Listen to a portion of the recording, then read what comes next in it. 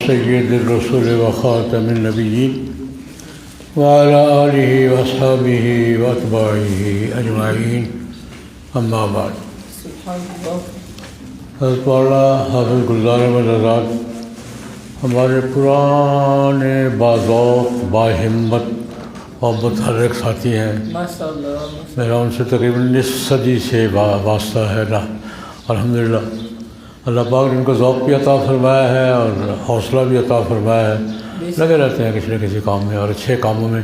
یہ ان کا اچھا ایک مشن ہے کہ رمضان المبارک میں ایسی محافل کا اہتمام کرتے ہیں کہ ہم اپنے پیش آمدہ مسائل کے بارے میں قرآن پاک کی روشنی میں، حدیث و سنت کی روشنی میں اور اپنے اکابر کی تعلیمات کی روشنی میں راستہ تلاش کرتے ہیں اور پتہ کرتے ہیں ہمیں کرنا کیا ہے کیا نہیں کرنا۔ تو اسی ذوق کا ایک پہلو یہ ہے، آج انہوں نے مجھے ایک ایسا موضوع دیا ہے، برداشت۔ پتہ نہیں کس وجہ سے دیا ہے، یہ مجھے نہیں پتہ، یہ وہی جانتے ہیں کہ برداشت کیا ہے اور برداشت کے فائدے کیا ہیں۔ اس کے 20 پہلو ہیں۔ اللہ پاک نے انسان کو برداشت بھی دی ہے، غصہ بھی دیا ہے، دونوں سمیں اس کے اندر ہیں۔ انسان کے اندر بات برداشت کرے وہ بھی اس کو حوصلہ دیا ہے، اور نہ برداشت کرے وہ بھی اللہ پاک نے جرأت دی ہے کہ غصہ نکالے۔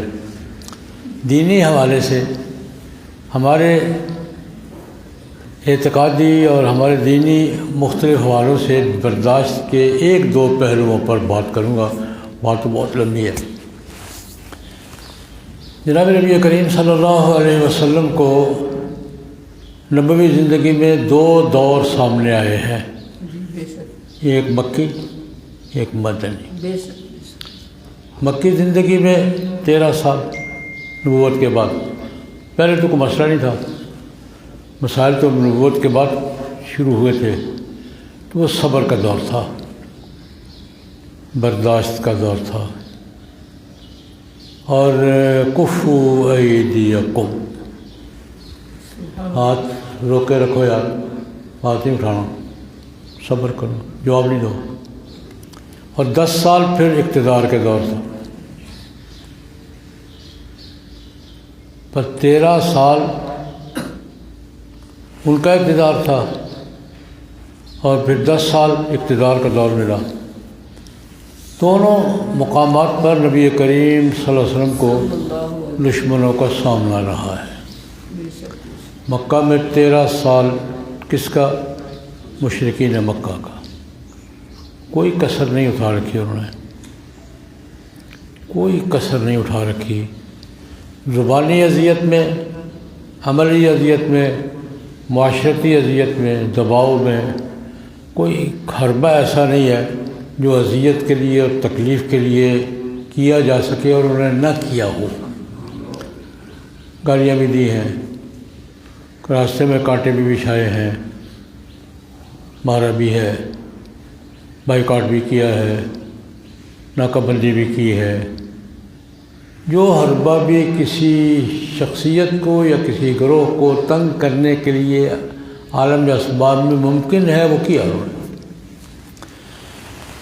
ایک بات دور، اس دور کی بات جناب نبی کریم صلی اللہ علیہ وسلم بھی بس اوقات عجیب ہیں، پریشان ہو جاتے تھے جب حد سے زیادہ بات بڑھتی تھی۔ پریشانی فطری بات، انسانی فطرت ہے یہ۔ ایک آدمی خلاف باتیں کر رہا ہے تو آدمی کبھی تو غصے میں آئے گا نا، اور غصہ بھی حق ہے۔ تو اللہ رب العزت نے اس دور میں جناب نبی کریم صلی اللہ علیہ وسلم سے ابتدا میں ایک بات فرمائی تھی، سورہ مزمل میں ہے، فاصبر علی ما یقولون واہجرہم ہجرا جمیلا۔ یہ ابتدائی دور کی ہدایات، فاصبر علی ما یقولون واہجرہم ہجرا جمیلا، ان کی باتوں پر صبر کریں آپ اور ان کو چھوڑے رکھیں باوقار طریقے سے، لیکن اپنا مشن جاری رکھیں، ان کی باتوں کا جواب نہ دیں، ان کی باتوں پر صبر کریں، وصبر علی، جو بھی کہتے کہنے دیں، وَاصْبِرْ عَلَىٰ مَا يَقُولُونَ اور وَاهْجُرْهُمْ هَجْرًا جَمِيلًا، ان سے الگ رہیں باوقار طریقے سے۔ یہ مکی زندگی کی سب سے پہلی ہدایت تھی جو جناب نبی کریم صلی اللہ علیہ وسلم کو بھی اور آپ کے ساتھیوں کو بھی۔ پھر اللہ تبارک و تعالیٰ کفوا ایدیکم، ہاتھ روک کے رکھو یار، مقابلہ نہیں کرنا، یہ دعوت کا دور ہے، مقابلہ نہیں کرنا۔ کفوا ایدیکم واقعی مسئلہ، اپنی نماز پڑھو، اپنے کام کرو، مقابلہ نہیں کرنا۔ اس دور کا ایک واقعہ، بہت سے واقعات ہیں، ایک واقعات کروں گا۔ حضرت خباب بن الارت رضی اللہ تعالیٰ عنہ ایک شخص کے غلام تھے، یہ مسلمان ہو گئے تھے، مالک کافر تھا، وہ ان کو بہت مارا کرتا۔ ایک دن نبی کریم صلی اللہ علیہ وسلم بیت اللہ کے سائے میں بیٹھے، یہ آ گئے، یا رسول اللہ حد ہو گئی ہے۔ کیا ہوا؟ یا رسول اللہ بہت ظلم کرتا ہے، کیا کروں؟ میں صبر کروں۔ یا رسول اللہ صبر کہاں تک کروں گا؟ کمر سے کپڑا اٹھایا، یا رسول اللہ مجھے میرا معاذ بن وائل تھا، بڑے قریشی سرداروں میں، کوئلے جلاتا ہے، مجھے اس پہ جلتے کوئلوں پر لٹا دیتا ہے، اوپر خود بیٹھ جاتا ہے یا پتھر رکھ دیتا ہے، میرے جسم کی چربی پگھل کر کوئلے پہ جاتی ہے۔ یہ میری کمر دیکھیں، میری کمر دیکھیں کیا حال ہے، بڑے پڑے ہوئے ہیں، خون رس رہا ہے، پیپ نکل رہی ہے۔ نبی کریم صلی اللہ علیہ وسلم کی آنکھوں میں آنسو آ گئے، لیکن فرمایا خباب صبر کرو، صبر کا ایک دور ہے، گزرے گا۔ یہ میں اس دور کی کیفیت بیان کروں۔ ایک بات مدینہ منورہ کے ماحول میں کہی اللہ رب العزت نے، لیکن وہاں دو آپشن تھے جب قوت میں آئے ہیں۔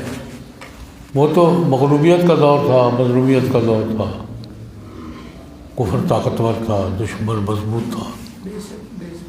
یہاں ہاتھ بھی اٹھائے جا سکتے تھے، بدلہ بھی۔ یا دو باتیں فرق، حق تو دیا کہ کوئی تم سے زیادتی کرے تو زیادتی کا جواب دے سکتے ہو، وَلَمَنِ انتَصَرَ بَعْدَ ظُلْمِهِ فَأُولَٰئِكَ مَا عَلَيْهِم مِّن سَبِيلٍ۔ یہاں تھوڑا سا آپشن ملا، وَلَمَنِ انتَصَرَ بَعْدَ ظُلْمِهِ فَأُولَٰئِكَ مَا عَلَيْهِم مِّن سَبِيلٍ۔ جس پر ظلم ہوا اور اس نے اپنے ظلم کا بدلہ لیا، اس پر کوئی اعتراض نہیں، حق ہے اس کا۔ اگر بدلہ لے سکتے ہو تو بدلہ لو، لیکن کتنا؟ مومنین کی ایک جگہ صفات بیان کی، بہت سی صفتیں بیان کی، مومن یہ ہیں، یہ ہیں، والذین اذا اصابهم البغی هم ینتصرون۔ مومنین کی ایک صفت یہ بھی ہے کہ ظلم کو بالکل برداشت نہیں کرتے، بدلہ بھی لیتے ہیں۔ والذین اذا اصابهم البغی هم ینتصرون، وہ لوگ جن کو اگر جن کے ساتھ زیادتی ہو تو وہ برداشت نہیں کرتے، کیا کرتے ہیں؟ بدلہ لیتے ہیں، لیکن ساتھ جزاء سیئات سیئات بمثلها، بدلہ برابر کا، زیادہ نہیں۔ حق دیا، وَلَمَنِ انتَصَرَ بَعْدَ ظُلْمِهِ فَأُولَٰئِكَ مَا عَلَيْهِم مِّن سَبِيلٍ۔ اگر تم پہ زیادتی ہوئی ہے تو بدلہ لے سکتے ہو، لیکن کتنا؟ وَجَزَاءُ سَیِّئَةٍ سَیِّئَةٌ بِمِثْلِهَا، جتنا ہوئی اتنی سے زیادتی نہیں کرو گے۔ اس کے بعد دوسری ایک آپشن یہ ہے، دوسرا وَلَمَنْ صَبَرَ وَغَفَرَ فَإِنَّ ذَلِكَ مِنْ عَزْمِ الْأُمُورِ۔ جب جواب دینے کا، بدلہ دے لینے کا حق دیا تو ساتھ یہ فرمایا کہ برابر کا یار زیادتی نہیں کرنی، اور ساتھ وَلَمَنْ صَبَرَ وَغَفَرَ إِنَّ ذَلِكَ، صبر کر لو یا معاف کر دو، یہ عظیمت کا کام نہیں ہے۔ إِنَّ ذَلِكَ مِنْ عَزْمِ الْأُمُورِ، یہ مدینہ کے دور میں اللہ پاک نے اگر بدلہ لے سکتے ہو، لینا چاہو لے سکتے ہو، لیکن بہتر یہ ہے کہ جانے دو۔ اللہ اکبر کبیرہ۔ ایک اور جگہ پر اللہ پاک نے قرآن پاک مختلف مقامات پر یہ بات جانتی ہے. اللہ رب العزت نے یہود کے ماحول میں، یہودی بڑی ظالم قوم تھی، یہ تو سیدھے سیدھے دشمن تھے نا. یہودی سازشیں بھی کرتے تھے اور باتیں گول بول بھی کرتے تھے اور اشارات کنایات بھی کرتے تھے. لیم بِأَلْسِنَتِهِمْ وَطَعْنًا فِي الدِّينِ، گفتگو یہود کو دیکھ مزاجی سے گول بول بات کر کے وار بھی کر دینا اور بچ بھی جانا. اس کو قرآن پاک نے کہا لیم بِأَلْسِنَتِهِمْ وَطَعْنًا فِي الدِّينِ، اعتراض کرتے ہیں زبان کو مروڑ کر. یہ ایک مستقل شعبہ ہے. اللہ پاک نے جناب نبی کریم صلی اللہ علیہ وسلم کو اور حضرات صحابہ کرام کو ایک بات فرمائی، لَتُبْلَوُنَّ فِي أَمْوَالِكُمْ وَأَنفُسِكُمْ وَلَتَسْمَعُنَّ مِنَ الَّذِينَ أُوتُوا الْكِتَابَ مِنْ قَبْلِكُمْ وَمِنَ الَّذِينَ أَشْرَكُوا أَذًى كَثِيرًا وَإِن تَصْبِرُوا وَتَتَّقُوا فَإِنَّ ذَلِكَ مِنْ عَزْمِ الْأُمُورِ. اب یہ تمہیں معافی نہیں ملے گی اس کی طرف سے. لَتُبْلَوُنَّ فِي أَمْوَالِكُمْ وَأَنفُسِكُمْ، تمہارے مالوں میں بھی تم آزمائے جاؤ گے، تم سے چھینا جھپٹی بھی کریں گے، تمہارے مال بھی چھینیں گے. انفسکم، تمہاری جانوں پر بھی ماریں گے بھی، شہید بھی کریں گے. یہ سب کچھ ہوگا. لَتُبْلَوُنَّ فِي أَمْوَالِكُمْ وَأَنفُسِكُمْ، مال کے نقصان بھی تمہیں پہنچائیں گے، جانوں کا نقصان بھی پہنچائیں گے. اور وَلَتَسْمَعُنَّ مِنَ الَّذِينَ أُوتُوا الْكِتَابَ مِنْ قَبْلِكُمْ وَمِنَ الَّذِينَ أَشْرَكُوا، ان یہودیوں سے، عیسائیوں سے اور ان مشرکین سے تمہیں بڑی اذیت کی باتیں سننی پڑے گی. آج تک سننی پڑ رہی ہے، آج تک سننی پڑ رہی ہے. وَلَتَسْمَعُنَّ مِنَ الَّذِينَ أُوتُوا الْكِتَابَ مِنْ قَبْلِكُمْ، اہل کتاب سے، وَمِنَ الَّذِينَ أَشْرَكُوا أَذًى كَثِيرًا، بڑی اذیتیں ہوگی تمہیں. یہاں بھی یہ کہا کہ یہ ہوگا بھائی، یہ تمہیں سننی پڑے گی. ہمیں فرمایا بدلہ لینا ہے تو لے لو، لیکن ان تصبروا وتتقوا فإن، صبر کرو زیادہ بہتر ہے. صبر کا نتیجہ بہت اچھا ہوتا ہے. یہ مدنی دور میں جناب نبی کریم صلی اللہ علیہ وسلم کو صحابہ کرام قرآن پاک کی ہدایات کو ایک جگہ فرمایا، لا يحب اللہ الجہر بالسوء من القول الا من ظلم، کسی سے سختی سے بات کرنا، اونچی آواز میں بات کرنا، جہر من القول، کہ علی بولو ایسا بولو، یہ اونچی بولنا لڑائی ہوتی ہے. اللہ کہتے ہیں اونچی بولنا ٹھیک نہیں، اللہ پاک اس اونچی بولنے کو پسند نہیں کرتے، یعنی لڑائی کے انداز کو اللہ پاک پسند نہیں کرتے. لا يحب اللہ الجہر بالسوء من القول، بری بات بلند آواز سے اللہ کو پسند نہیں ہے. لیکن الا من ظلم، جس پہ زیادتی ہوئی ہے وہ اگر جواب میں کوئی بات اونچی کرتا ہے تو یہ استثناء ہے. الا من ظلم. اور ساتھ کہا کان اللہ سمیعا علیما، میں خود بھی سنتا ہوں، دیکھ جانتا بھی ہوں کون سی بات کی ہے، کس لہجے میں کی ہے، کن الفاظ سے کی ہے. پر یہودیوں کا تو انداز ہی اور تھا. مثال کے طور پر قرآن پاک نے ایک مثال دی ہے. مشرک تو سیدھے سیدھے کافر تھے نا، اور یہ ان کا کچھ انبیاء پر ایمان کا دعویٰ بھی تھا. یہ ان کی ڈپلومیسی کی زبان بولتے تھے، جس میں سے ایک کا قرآن پاک نے 3-4 ذکر کیے ہیں. ایک کا بتاتا ہوں، اذا جاؤک حیوک بما لم یحیک بہ ویقولون فی انفسہم لولا یعذبنا اللہ بما نقول. آپ کے پاس آتے ہیں، گول بول بات کر کے آپ پر تان کرتے ہیں، اور پھر آپ نے یار ہم نے اتنی سخت بات کہہ دی، اللہ نے پکڑا کیوں نہیں ہمیں. اذا جاؤک حیوک بما لم یحیک بہ، سلام بھی آپ کو وہ سلام نہیں کرتے جو اللہ نے کہا ہے. یہ تو قرآن پاک نے اذا جاؤک حیوک بما لم یحیک بہ، جب آپ کے پاس آتے ہیں تو آپ کو سلام بھی ایسا کرتے ہیں کہ اس میں مطلب اور ہوتا ہوگا. حدیث بخاری کی روایت ہے، نبی کریم صلی اللہ علیہ وسلم تشریف فرما تھے وہ زمانہ تھا جب ابھی پردے کے احکام نہیں آئے تھے. ہماری مائیں بھی وہی بیٹھی ہوتی تھی مجلس پہ. ام المومنین حضرت عائشہ رضی اللہ عنہا تشریف فرما ہے. ایک یہودی آئے, السلام علیکم یا ابوالقاسم. اپنی طرف سے کیا کہا؟ سلام کہا. ابوالقاسم کہتے تھے حضور کو. السلام علیکم یا ابوالقاسم, تیزی سے. یہاں ایک بات اگر ہضم ہو جائے تو ہم بھی السلام علیکم ہی کہتے ہیں. ہم سلام کرتے ہیں, کیا کہتے ہیں تیزی سے؟ کیا کہتے ہیں؟ السلام علیکم جی. وہ جواب میں کہتے ہیں السلام علیکم. یہ اس نے کہا تھا یہودی نے. السلام علیکم ابوالقاسم.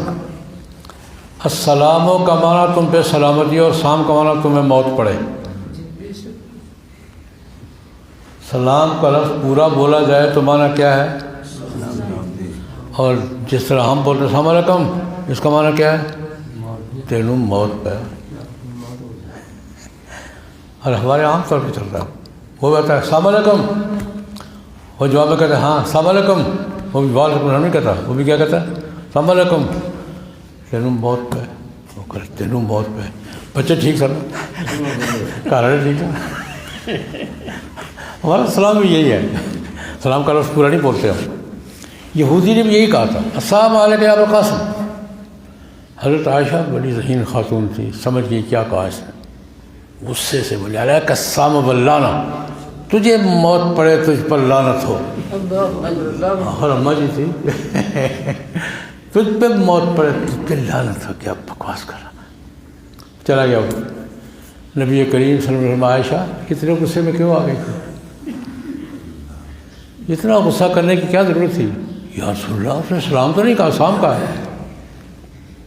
آپ نے نہیں سنا؟ سلام نہیں کہا اس نے کیا کہا؟ سلام کہا ہے. عائشہ میں نے جواب دے دیا تھا نا. اس نے کہا السلام علیکم. میں نے کہا علیکم. تجھ پہ موت تجھ پہ پڑے, مجھ پہ کیوں پڑے؟ یہاں بھی ایک بڑی ٹیکنیکل بات ہے. وعلیکہ کہیں گے تو میں ٹھیک ہے مجھ پہ بھی پڑے تجھ پہ بھی پڑے, اور واؤ کاٹ دیں علیکہ, مجھ پہ کیوں پڑے تجھ پہ پڑے. ایک ٹیکنیکل سب. ارے میں نے جواب دے دیا تھا تجھ پہ پڑے, تم نے غصہ کیوں کیا ہے؟ یہ میں کروں کہ یہ نبی کریم صلی اللہ علیہ وسلم نے دو دور ہیں. مکہ مکرمہ میں تو نہ زبان کھولنے کی اجازت تھی نہ ہاتھ اٹھانے کی. مکہ مکرمہ میں واہجر واصبر علی ما یقولون واہجرہم ہجرا جمیلا. کفوا ایدیکم واقیموا, اپنا کام کرو, اپنی نماز پڑھو, ہاتھ نہیں اٹھانا. مدینہ منورہ کے 10 سال دور میں ہاتھ اٹھانے کی اجازت بھی تھی, زبان کا جواب دینے کی اجازت بھی تھی, لیکن 2 شرطوں کے ساتھ. جتنی زیادتی ہوئی ہے اتنا ہی جواب دینا ہے, زیادتی آگے نہیں کرنی. اور دوسرا کیا تھا؟ صبر کرو تو بہتر ہے. سبحان اللہ سبحان اللہ. وَإِن تَصْبِرُوا وَتَتَّقُوا فَإِنَّ ذَلِكَ مِنْ عَزْمِ الْأُمُورِ. اور جو اس صبر کے ثمرات ملتے ہیں نا, اللہ اکبر کبیرہ. آج بھی دیکھیں انسانی نفسیات ہیں. ایک آدمی زیادتی کرتا ہے, آپ جواب دیتے ہیں, وہ بھی مطمئن جواب مل گیا ہے. جواب نہیں ملا, آپ نے تحمل کا مظاہرہ کیا ہے. کتنا ہی سنگ دل کیوں نہ ہوگا, سوچے گا تو صحیح یار. ایک وقت آتا ہے خود پھر پلٹتے ہیں, ہزاروں پلٹے ہیں. تو یہ بات تو میں نے اس دور کے بارے میں عرض کی ہے کہ مکی دور کے یہ احکام تھے, مدنی دور کے یہ احکام تھے. بدلہ لے سکتے ہو, مومن کو لینا چاہیے, لیکن جتنا زیادتی ہوئی اتنا, اور معاف کر دو زیادہ بہتر. سبحان اللہ. صبر کرو, برداشت کرو. یہ کیا ہے, اس کے ثمرات کیا ہوں گے؟ اچھے ہوں. لیکن اس برداشت کے حوالے سے اور اس صبر کے حوالے سے آج کے دور کا ایک بڑا مسئلہ ہمیں درپیش ہے. میں اس پہ بھی بات کرنا چاہوں گا. ماشاء اللہ ماشاء اللہ. آج ہمارے بارے میں مغربی دنیا, مغرب ہم پر ایک الزام ہے, مسلمانوں پر, یہ برداشت نہیں کرتے. یہ آج کی ویسٹرن سویلائزیشن کا, مغربی تہذیب کا, عالمی ماحول کا ہم مسلمانوں پر اعتراض ہے کہ یہ برداشت نہیں کرتے, غصے میں آ جاتے. اس پر بات کرنا چاہوں گا۔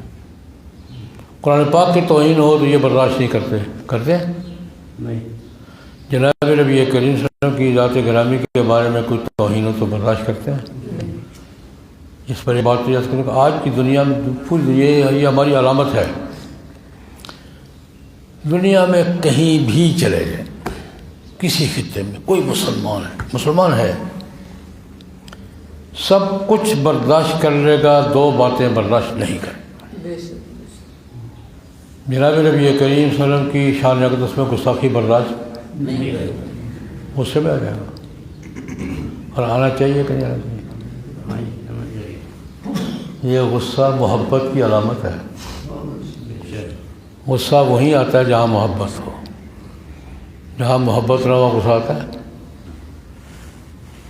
جہاں تعلق ہو وہاں غصہ آتا ہے، جہاں تعلق نہ ہو وہ وہاں غصہ نہیں کرتے پھر یار۔ یہ غصہ کس کی کیا علامت ہے؟ محبت کی علامت ہے، عقیدت کی علامت ہے، تعلق کی علامت ہے۔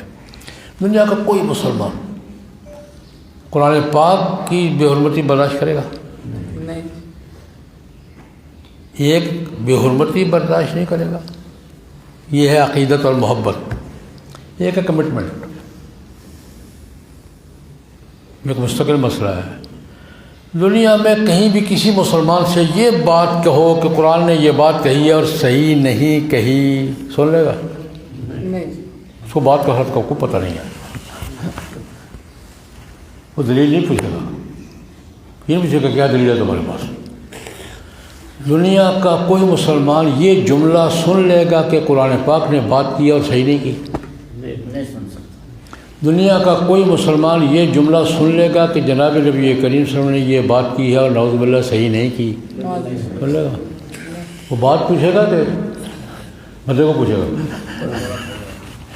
یہ دو باتیں مسلمان اس کو کچھ پتہ نہیں مسئلہ کیا ہے، بات کیا ہے، لیکن قرآن پاک کے بارے میں، جناب نبی کریم صلی اللہ علیہ وسلم کی ذات گرامی کے بارے میں، محبت میں توہین برداشت نہیں کرے گا، اور کمٹمنٹ میں یہ جملہ برداشت نہیں کرے گا کہ قرآن پاک نے کو بات غلط کہی ہے یا رسول اللہ نے کو کرے گا۔ نہیں، یہ کمٹمنٹ ہے، یہ ہمارے ایمان کی علامت ہے۔ اس کی میں مثال دیا کرتا ہوں، سبحان اللہ، ہمارا پاور ہاؤس سلامت ہے یار، کنیکشن بھی ہمارے سلامت ہے یا نہیں ہے؟ یہ برداشت نہ کرنا یہ کنیکشن کی علامت ہے۔ بات کو برداشت نہ کرنا کس کی علامت ہے؟ کنیکشن کی علامت ہے۔ پاور ہاؤس بھی سلامت ہے، کنیکشن بھی ہے، ہمارے سیٹوں میں کمزوریاں ہیں، نیٹ ورک میں ہماری کمزوریاں کنیکشن میں نہیں ہیں، میٹر میں اور وائرنگ میں ہے۔ پاور ہاؤس دونوں سلامت ہے، کوئی فرق ہے؟ بے شک قرآن پاک اور جناب نبی کی ذات گرامی دونوں پاور ہاؤس میں کوئی فرق ہے؟ سلامت ہے۔ جس کا کنیکشن ہے وہ تو بولے گا یار۔ بے شک بے شک، ایک آدمی کر کے رکھے، آپ نے میٹر لگوایا ہے، بجلی لگوائی ہے، اگر کنیکشن سلامت ہے تو بے شک لوڈ شیڈ گڑ تو کرے گا نا۔ یہ گڑ کب بند ہوگی؟ جب کنیکشن آف ہوگا۔ میں ان سے کہا کرتا ہوں، یہ ایک مغربی اسکالر نے لکھا تھا کہ مسلمانوں میں یہ بات ہوتی ہے، میں نے کہا یار تمہیں تو محسوس ہوگی اس لیے کہ تمہیں کسی بات پہ غصہ نہیں آتا۔ جی بے شک بے شک، وہ کہتے ہیں ہمیں تو کوئی غصہ نہیں آتا، حضرت عیسیٰ علیہ السلام کی توہین کرو، ہمیں کوئی انجوائے کرتے ہیں۔ میں نے کہا تمہارا کنیکشن نہیں ہے، تمہیں غصہ کیوں آئے گا؟ اللہ اللہ اللہ اللہ، ہمارے کنیکشن ہیں الحمدللہ۔ کمزوریاں کنیکشن میں نہیں ہیں، کمزوریاں سیٹوں میں ہیں، میٹروں میں۔ ہم اپنی لائنیں سیدھی کر رہے ہیں، آج بھی ٹھیک ہے۔ پاور ہاؤس ویسے کا ویسا ہی ہے یا نہیں ہے؟ دونوں پاور ہاؤس اپنی پوری قوت کے ساتھ، پوری پاور کے ساتھ سلامت ہیں۔ بے شک بے شک، ہماری تاریں ہی نہیں ہوئی ہیں، تھوڑی سی تاریں شارٹ کر جاتی ہیں۔ ایک بات تو یہ ان کا یہ اعتراض ہے، میں نے کہا یہ تو عقیدت کی بات ہے، یہ تو کمٹمنٹ کی بات ہے۔ الحمدللہ قرآن پاک کے ساتھ، جناب نبی کریم صلی اللہ علیہ وسلم کی ذات گرامی کے ساتھ ہماری محبت اور عقیدت بھی سلامت ہے، اور کمٹمنٹ میں نے کس کو کہا کہ کسی بات کو ہم غلط سن نہیں سکتے، کہنا تو سوال نہیں پیدا ہوتا، یہ کمٹمنٹ ہے۔ ہماری دونوں لائنیں سلامت ہیں، عقیدت اور محبت کی لائن بھی سلامت ہے، اور کمٹمنٹ کی بات بھی کیا علامت کیا ہے؟ سلامت ہے۔ ہمیں پتہ ہو یا نہ ہو، مسئلہ ہمارے علم میں ہو یا نہ ہو، سمجھ میں آئے یا نہ آئے، یہ بات نہیں سنیں گے کہ حضور نے بات کی اور غلط کی ہے۔ پھر ایک بات اور، آج کل یہ بہت بڑا مسئلہ ہے، کہتے ہیں یہ اختلاف برداشت نہیں کر سکتے۔ اختلاف تو حق ہے، بڑا نازک مسئلہ ہے۔ اختلاف تو کیا ہے؟ جہاں عقل ہوگی وہ اختلاف ہوگا۔ عقل اللہ نے دی ہے، اللہ کی نعمت ہے، عقل فضول چیز نہیں ہے، اللہ پاک نے خود عقل استعمال کرنے کا حکم دیا ہے، عقل اللہ پاک نے دی ہے، نعمت خداوندی ہے، اللہ کا احسان ہے، اللہ نے عقل دی ہے۔ انسان کا امتیاز کیا ہے؟ اللہ نے عقل دی ہے اور عقل استعمال کرنے کا حکم دیا ہے، لیکن ایک جملہ ساتھ شامل کر رہے ہیں، عقل استعمال کرنے کے لیے دی ہے، عقل کے ہاتھوں استعمال ہونے کے لیے نہیں دی۔ عقل سواری ہے، سوار نہیں ہے۔ عقل کیا ہے؟ سواری ہے، عقل استعمال کرنے کے لیے، یہ نہیں کہ عقل کے ہاتھوں ہمیں استعمال ہو جائے۔ ہمارا کنیکشن وہیں سے ہے۔ یہ چھوٹی سی مثال ہے، گھوڑا بہت اچھا جانور ہے، چلو آج کل گاڑی کی بات کریں۔ آج کل کا گھوڑا گاڑی ہے نا، گاڑی جتنی اچھی ہوگی اتنی نعمت ہے، بشرطے کہ بریکیں اور اسٹیئرنگ ہمارے ہاتھ میں ہو۔ اگر گاڑی کی بریک اور اسٹیئرنگ میرے ہاتھ میں ہے تو وہ نعمت ہے، اور اگر گاڑی کی بریک اور اسٹیئرنگ میرے ہاتھ میں نہیں ہے تو جتنی اچھی گاڑی ہے اتنی بڑی تباہی ہے۔ کیا خیال ہے؟ گاڑی سواری ہے، سوار نہیں ہے۔ گاڑی کی بریک پر پاؤں میرا ہے، اسٹیئرنگ میرے ہاتھ میں ہے، وہ اللہ کی نعمت ہے، جتنی اچھی ہوگی اتنی نعمت ہے۔ اور اگر گاڑی کا اسٹیئرنگ میرے ہاتھ میں نہیں ہے، بریک میں میرا پاؤں نہیں ہے، تو جتنی اچھی گاڑی ہے اتنی بڑی، اتنا بڑا غرق کرے گی وہ۔ اللہ پاک نے نعمت دی ہے، عقل استعمال کرنے کے لیے دی ہے۔ خیر، کہتے ہیں کہ اختلاف برداشت نہیں کرتے، اس سے بہ جاتے ہیں۔ یہاں ایک بات میں عرض کروں گا، یہ بات غلط ہے۔ اختلاف ہم نے ہمیشہ برداشت کیا ہے، توہین کبھی برداشت نہیں کی۔ اختلاف اور چیز ہے، توہین اور چیز۔ بے شک بے شک صدقت۔ اختلاف اور چیز ہے، توہین۔ اختلاف ہمیشہ برداشت کیا، اب بھی کر رہے ہیں۔ یہ مستشرقین کیا کر رہے ہیں 300 سال سے؟ مغرب کی یونیورسٹی میں بیٹھ کے رسول اللہ صلی اللہ علیہ وسلم پر، حدیث پر، قرآن پاک پر اعتراضات کر رہے ہیں، اختلاف کر رہے ہیں، ہم جواب دے رہے ہیں۔ 300 سال ہو گئے، اورینٹلسٹ مستشرقین مغرب کی یونیورسٹی میں بیٹھ کر قرآن پاک میں یہ بات ہے، یہ بات ہے، ہم جواب دے رہے ہیں یار، دے رہے ہیں نہیں دے رہے ہیں؟ دے رہے ہیں۔ حضور کی سیرت پر اعتراض نے یہ کیا بھی 300 سال کی پوری تاریخ گواہ ہے۔ مستشرقین یہودی ہوں، عیسائی ہوں، کوئی ہوں، جنہوں نے قرآن پاک پر کوئی اعتراض کیا، ہم نے جواب دیا ہے۔ حدیث پہ اعتراض کیا، ہم نے جواب دیا ہے۔ میں مثال کے طور پہ یہاں کی ایک بات کروں گا، 20 مثالوں میں سے ایک مثال، آج سے 150 سال پہلے ایک ہندو دانشور تھے، پنڈت دیانند سرسوتی، بہت بڑے دانشور تھے۔ دانشور جتنا خواہ کافر ہو، دانش تو دانش ہے۔ اس سے کتاب لکھی پنڈت دیانند سرسوتی، 150 سال پہلے کی بات، ستیارتھ پرکاش، اردو میں لاہور سے چھپی، جس سے ہمیں تقابل ادیان ہوتا ہے۔ اپنا ہندوؤں کا تقابل کیا اس نے مسلمانوں سے، عیسائیوں سے، یہودیوں سے، وہ سارا میرے پاس ہے کتاب، اردو میں لاہور سے چھپی ہے، کشمیری بازار سے۔ اس کا ایک باب ہے، 14واں باب آخری، اس میں قرآن پاک پر 117 اعتراضات کیے ہیں اس نے۔ کامن سینس کے. یہ میں ان سے 117 میں سے 2 ذکر کر دوں. مثلا کہتے ہیں یار یہ مسلمان خواہ خواہ ہمارے پیچھے پڑے ہوئے ہیں کہ پتھر کی پوجا کرتے ہیں. یار ہم بھی پتھر کی پوجا کرتے ہیں، تم بھی کرتے ہو.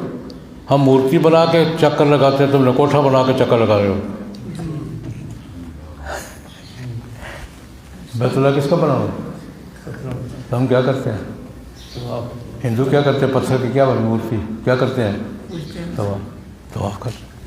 یار ہم بھی پتھر پوجتے ہیں، تم بھی پتھر پوجتے. یہ ایک میں نے مثال کے طور پہ اس کا اعتراض سمجھ میں آیا. اچھا ایک بات اس نے بڑی مزے کی باتیں ہو جائے، بڑی مزے. 117 اعتراضات ہیں قرآن پاک پر. ایک یہ یاد دیکھو اس وقت 1300 سال 1200 سال ہو گئے مسلمانوں کو.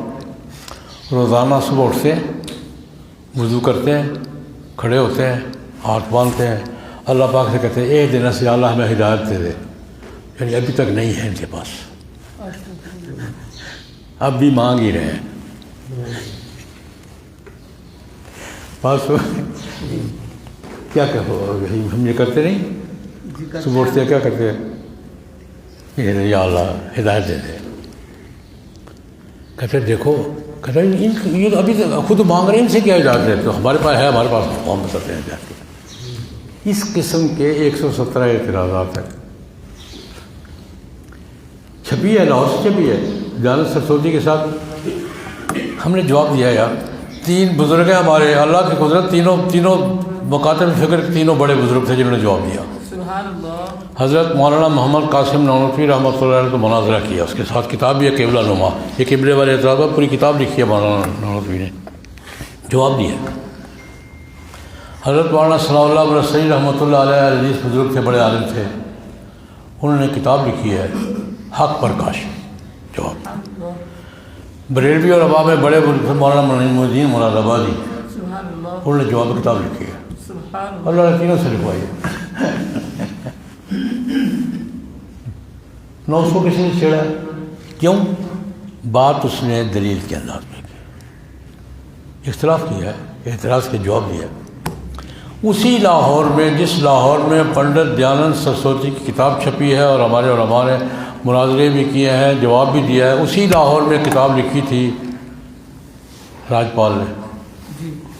نام کیا تھا کتاب کا؟ نام کیا تھا؟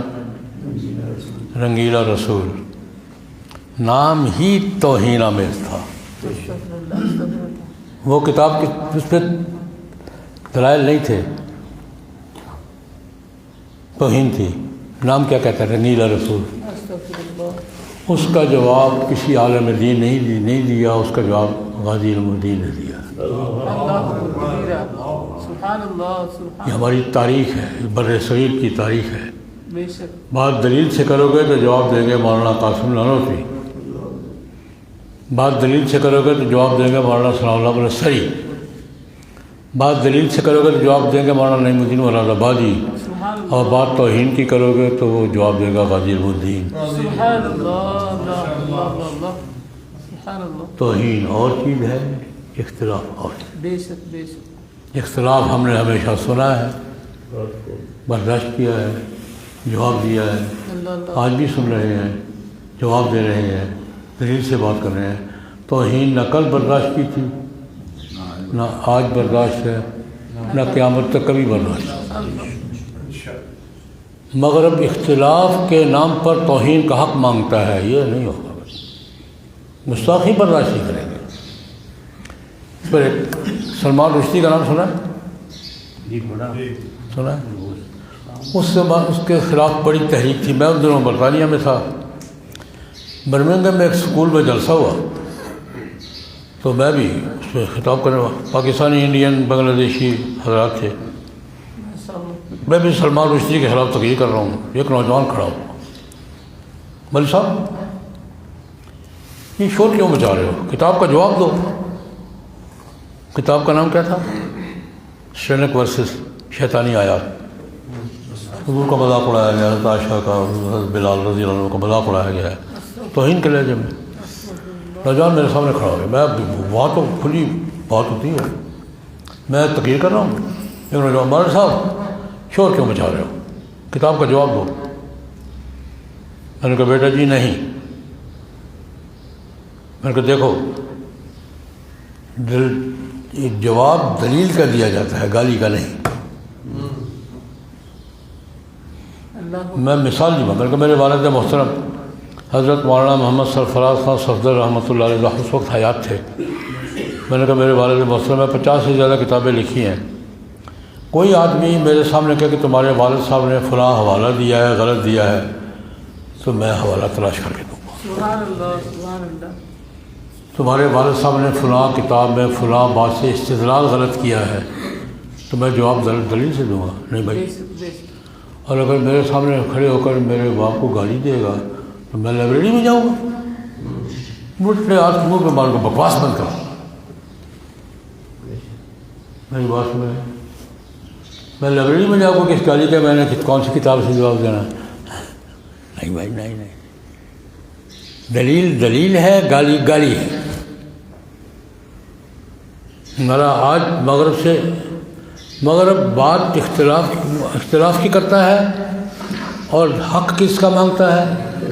توہین کا، اور توہین جرم ہے۔ ایک بات اور کہہ کے بات سمجھتا ہوں، دیکھیں میرا مغرب سے سوال ہے، انسان کی توہین بطور شخص کے یہ جرم ہے یا نہیں؟